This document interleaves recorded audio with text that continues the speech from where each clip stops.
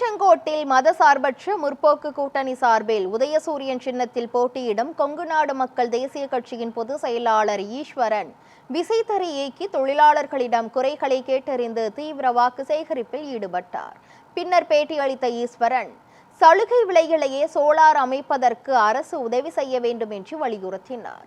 Net metre பொருத்துகின்ற அனுமதியை அரசிடம் பேசி வாங்கி கொடுப்பேன் என்ற அவர் இதன் மூலம் உற்பத்தியாகிற மின்சாரத்தை மின்சார வாரியத்திற்கு தர முடியும் என்றும் தெரிவித்தார்.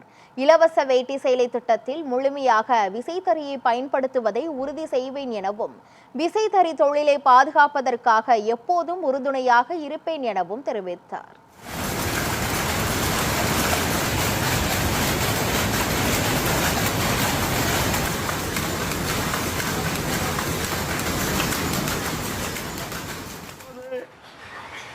விசைத்தறி மீள வேண்டும் என்று சொன்னால் சலுகை விலையிலே சோலார் அமைப்பதற்கு அரசு உதவி செய்ய வேண்டும்.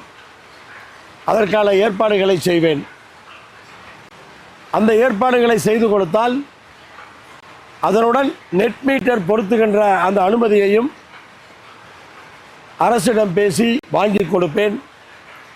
அதன் மூலமாக உற்பத்தியாகிற மின்சாரத்தை மின்சாரத்துறைக்கும் தர முடியும், தேவையான போது எடுத்துக்கொள்ளவும் முடியும். அந்த வகையில் இந்த விசைத்தறி தொழிலை வாழ வைப்பதற்கான ஒரு முயற்சியாக நான் பார்க்கிறேன்.